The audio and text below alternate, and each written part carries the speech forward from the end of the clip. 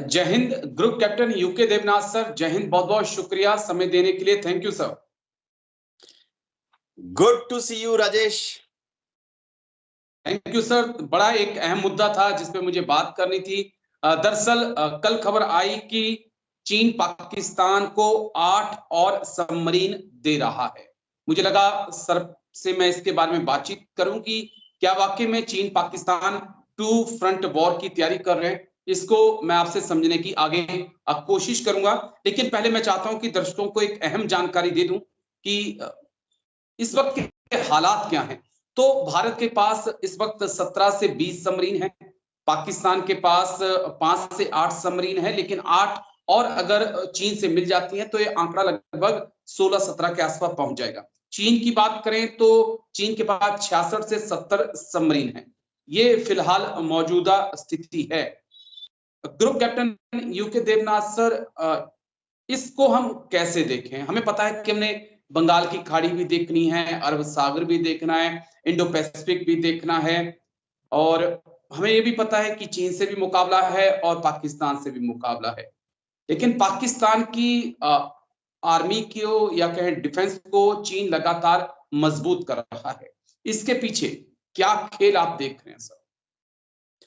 राजेश, पहली चीज तो ये है कि पाकिस्तान और चीन की दोस्ती जो है, अगर है तो उसमें कुछ अजीब एंगल है ही नहीं। जग जाहिर है कि चीन भी भारत को पसंद नहीं करता, जग जाहिर है कि पाकिस्तान भी भारत को नहीं पसंद करता।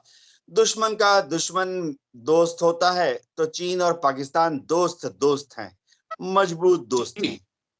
तो जहां तक चीन और पाकिस्तान की बात है, भारत दोनों को ही अच्छी तरह से जानता है। आपने सबमरीन की बात की, हमें कोई चिंता नहीं है। दुश्मन को कम करके आकलन नहीं करना चाहिए, लेकिन मैं सबमरीन की बात हो रही थी तो वास्तविक एनालिसिस कर देता हूं। भारत जी किसी भी समय करीबन 15 या 16 सबमरीन को डिप्लॉय कर सकता है इंडियन ओशन में, बे ऑफ बंगाल जी में, अरेबियन सी में, as per tactical strategic requirement. आपने कहा चीन के पास 50-60 सबमरीन है।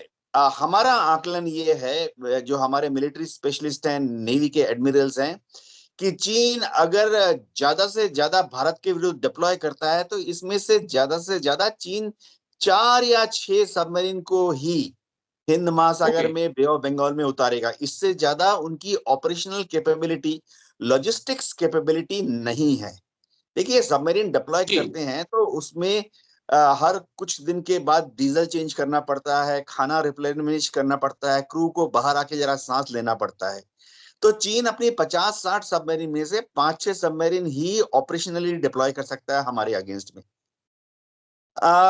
जहां तक चीनी सबमरीन की बात है, उनकी एक मजबूरी है, स्टेट ऑफ मलाकासा ही आना पड़ेगा। जावा सुमात्रा बोर्नियो से घूम कर आएंगे, बहुत लंबा पड़ जाता है, उनमें इतना एंडोरेंस नहीं है। जब वो जावा सुमात्रा बोर्नियो से स्टेट ऑफ मलाका से हमारी तरफ जाएंगे तो अंडमान निकोबार कमांड में हमने बहुत सेंसर्स लगाए हुए हैं। ये सेंसर्स ठीक है। आसमान में हैं, ये सतही पानी के सरफेस पर सेंसर्स हैं, पानी के नीचे सेंसर्स हैं। ये बेचारे सारे चीनी सबमरीन बुरी मौत मारे जाएंगे हमारी नेवी के हाथ से, हमारी एयरफोर्स के हाथों। मुझे उन पर दया आती है। जहां तक पाकिस्तान नेवी के सबमरीन की बात है, देखिए, पाकिस्तान की नेवी फिलहाल किसी भी वक्त मुश्किल से 4 या 5 सबमरीन डिप्लॉय कर सकती है। ये जो 8 लेकिन सबमरीन नहीं चीन नहीं, दे रहा है, अति सुस्ती नहीं हो जा रही है? कुछ आपको लग रहा है कहीं हम ज्यादा बढ़ा चढ़ा कर तो नहीं बोल रहे हैं? देखिए, मैं बड़ी फैक्ट पे बात करता हूं कि अमेरिका को पसीने आ रहे हैं चीन की नेवी का मुकाबला करने के लिए। आप कह रहे हैं कि नहीं, बहुत हल्के में हमें लेना होगा, हम ऐसे ही चीन की नेवी को हवा में उड़ा देंगे। पाकिस्तान के पास, पाकिस्तान की बात करें सर, लगभग 8 के आसपास सबमरीन उसके पास है। 3 छोटी सबमरीन है, 5 बड़ी हैं, लेकिन 8 सबमरीन जो कि हंगौर क्लास की हैं वो और मिल रही है। 16 आपके पास हैं, 16 ही पाकिस्तान के पास हो जाएंगी, तो मुकाबला तो बराबरी का होगा ना सर। हाँ, क्या होता है राजेश, पाकिस्तान की एक बदकिस्मती है। अब देखो, ये जो 3 छोटे जी सबमरीन है ना, ये तो हार्बर के आसपास ही डिप्लॉय होते हैं। ये कभी भी समुंदर में जाते नहीं है। इनका काम सिर्फ हार्बर डिफेंस है, क्योंकि उनकी एंडोरेंस पानी के नीचे एक वक्त में 1 घंटा, 2 घंटा, 3 घंटा होती है। उनको तो हम नकार देते हैं, वो तो टॉयज हैं, कनॉट प्लेस में खरीदने को मिल जाते हैं। जहां तक पाकिस्तान के 5 सबमरीन हैं, अच्छी सबमरीन हैं, और अभी 8 और भी मिल रही हैं। 4 चीन से डायरेक्टली ला रहा है, और जी 4 पाकिस्तान में कराची में बनाएगा, ट्रांसफर और टेक्नोलॉजी के है। जब बनाएगा लगेगा काफी साल। तो अगर हम ये भी देख लें कि पाकिस्तान के पास 10-12 टोटल सबमरीन हो जाती हैं ऑपरेशनली डिप्लॉयड, उनकी एक जी बदकिस्मती है, उनका जो समुंदर है ना, कराची का हार्बर, वो बहुत ही सीमित वाटर फ्रंटेज देता है। तो भारत के लिए बहुत आसान है कराची को घेरना। हम महज 3-4 सबमरीन, 3-4 फ्रिगेट डिस्ट्रॉयर वहां पर लगा देंगे, तो पाकिस्तान की जो नेवी के सबमरीन हैं, इनको बाहर निकलना थोड़ा मुश्किल हो जाएगा। वो जी जैसे ही हार्बर से बाहर आ जाएंगे, हमारे जो सोनार सिस्टम है, सोनोबॉयज हमने लगाए हुए हैं, उनमें पिंग हो जाएगा। ओके ये कुछ लोग कहते हैं गाजी घुस गई थी वाइजैक में। मैं थोड़ा जवाब दे देता हूं इसका। देखिए, उस वक्त क्या था, ईस्ट पाकिस्तान भी था। तो पाकिस्तान की सबमरीन्स जो थी, उनको एक एडवांटेज था कि वो ईस्ट पाकिस्तान में उनका सबमरीन बेस था, चट्टगांव में, कॉक्स जी बाजार से, वहां से ऑपरेट करती थी।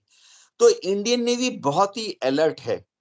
एक और चीज मैं जो बताना चाहता हूं कि पाकिस्तान की ये जो नेवी है, जैसे ही उनकी बंदरगाह में हरकत होती है, बोल ही देता हूं, ओके ओपन सोर्स है, उनकी जहां जहां बंदरगाह है कराची में, जैसे ही उनके ड्राई डॉक में, वेट डॉक में ये सबमरीन पर हरकत होती है, उनके इंजन चालू होते हैं, तो हमें पता लग जाता है। ये है हमारी ठीक है। जासूसी कैपेबिलिटी। लेकिन दो तीन चीजें और जो मुझे समझनी है आपसे। पाकिस्तान को चीन ने हाल ही में VT4 टैंक दिए, 155 mm की माउंटेड हॉजर तोप दी। कहा जाता है कि ये परमाणु बम का गोला भी दाग सकती है। उसके साथ ही कम्युनिकेशन टावर और अंडरग्राउंड केबल जो है वो भी चीन पाकिस्तान के लिए LOC पे लगा रहा है। JF-17 और J-31 भी पाकिस्तान की एयरफोर्स ऑपरेट कर रही है जो चीन के हैं। और तो और चीन ने पाकिस्तान के आतंकी को स्टील बुलेट भी दिए हैं। क्या ये जो हथियार हैं, क्या हम इस लिहाज से इसको नहीं देख सकते कि चीन कोशिश कर रहा है कि पाक आर्मी को या पाक को एक बार फिर से एक मजबूत प्रतिद्वंदी या दुश्मन के तौर पे खड़ा किया जा सके, ताकि हिंदुस्तान और पाकिस्तान आपस में लड़ते रहें, LOC पर टेंशन रहे और LAC पर मनमानी जारी रहे। चीन पाकिस्तान को आर्म्स दे रहा है, अम्युनिशन दे रहा है, इसमें कोई शक नहीं है कि उसके 2 मतलब हैं, 3 मतलब हैं। एक तो है उसका कमर्शियल एडवांटेज, पैसा कमा रहा है। दूसरा ओके है कि वो पाकिस्तान की फौज पर आस्ते आस्ते अपनी गिरफ्त मजबूत कर रहा है, यानी पाकिस्तान पर अपनी गिरफ्त मजबूत कर रहा है। तीसरा और सबसे बड़ा है कि चीन जो है पाकिस्तान को ये हथियार देकर भारत को काउंटर बैलेंस करने की कोशिश कर रहा है। स्ट्रेटेजिकली चीन बहुत चालाक चतुर देश है। टैंक, तोप, कम्युनिकेशन इक्विपमेंट दे रहा है, बुलेट्स दे रहा है। भारत की तरफ से हमें एक अच्छा एडवांटेज ये है कि हमें पता लग जाता है। दूसरी चीज है, जहां तक चीन ये दे रहा है हथियार पाकिस्तान को, मैं वेपन सिस्टम्स की, बड़े वेपन सिस्टम्स की बात कर रहा हूं। देखिए, खबरें चीन ने पाकिस्तान को JF-17 दिया। ठीक है, जी अच्छा जहाज है। JF-17 अच्छा जहाज है, उनके पास कभी काफी बड़ी तादाद में है, 150 के आसपास है। अच्छा जहाज है। उनके पास पहले से ही 70-75 F-16 है। F-16 जी जगजाहिर है, उनके पास ब्लॉक 3 वाले आ गए हैं। तो जी अच्छा जहाज। उनके पास J-10 है। J-10 भी एटलीस्ट थ्योरेटिकली अच्छा जहाज माना जाता है। 2 स्क्वाड्रन है उनके पास। हवा में हमें मिल गया तो हमारे पायलट्स को J-10 शूट डाउन करने में अच्छी खासी मशक्कत करनी पड़ेगी। अब ऐसी भी ओके खबरें आ रही हैं कि J-31 शायद उनको दे देंगे। FC-31 जो एक्सपोर्ट वर्जन है वो शायद दे देंगे। ये समझना पड़ेगा कि फिलहाल तो J-31 अंडर डेवलपमेंट है, तो समय लगेगा। पहले वो जब बना लेंगे, इसको ऑपरेशनलाइज कर लेंगे, तो वो पहले तो ऑब्वियसली जो चीन की एयरफोर्स है उसी को इक्विप करेंगी। लेकिन हाँ, एक ओके स्ट्रेटेजिक थ्रेट है पाकिस्तान की एयरफोर्स को। देखिए, मैं हल्का नहीं मानता, प्रोफेशनल था, एयरफोर्स में 34 साल फाइटर पायलट था। मेरे दिल और दिमाग में पाकिस्तान की एयरफोर्स की प्रोफेशनलिज्म के लिए इज्जत है। जब हमने उनसे लड़ाई की 1965 में, 1971 में, उन्होंने हमें टक्कर दी, कई जगह बराबर की टक्कर दी। लेकिन भारत जो है हमेशा भविष्य में उनके ऊपर डोमिनेंट रहेगा। आज की तारीख में पाकिस्तान की एयरफोर्स में कितने हैं? जुमा जुमा वो 20 या 22 फाइटर स्क्वाड्रन है। जी हमारे पास अभी फिलहाल 32 फाइटर स्क्वाड्रन ऑपरेशनलाइज हैं। तो पाकिस्तान की एयरफोर्स को हम लिमिट कर सकते हैं, यानी हम इंश्योर कर सकते हैं कि वो भारत में घुसकर कुछ ना कर पाए। जो कि हमारा भारत सरकार द्वारा जो हमें टास्क दिया गया है यही है कि इंश्योर कि पाकिस्तान एयरफोर्स भारत में घुसकर कुछ ना कर पाए। तो उनके पास 20-22 जी। फाइटर स्क्वाड्रन है, हमारे पास 32 है। हम वो भारत सरकार द्वारा जो टास्क दिया गया है उसको निभा लेंगे। जी। लेकिन जब दोनों तरफ से एक साथ अटैक आएगा तो मुझे लगता है कि मुश्किलें बहुत ज्यादा बढ़ जाएंगी। चलिए एक पॉइंट और मेरा जो मुझे समझना है आपसे कि पाकिस्तान ऐसा चीन को दे क्या रहा है जिसके बदले उसे हथियार मिल रहे हैं? ये भी मैं समझना चाहूंगा कि हाल ही में पता चला सऊदी अरब से वो पैसा मांगने के लिए गए थे, आईएमएफ से लोन मिलता है तब जाके अपनी आवाम को वो खाना खिला पाते हैं।